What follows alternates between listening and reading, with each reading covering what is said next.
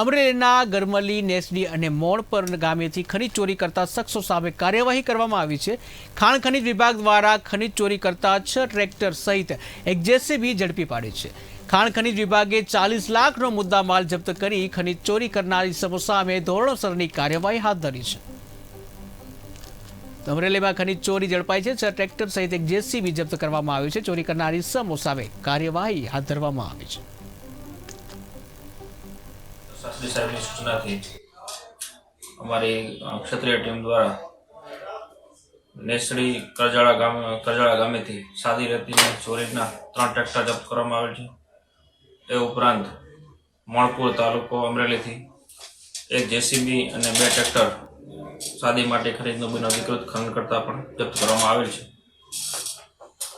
અમારી ટીમ દ્વારા અવારનવાર ચેકિંગ ચાલુ રાખવામાં આવે છે।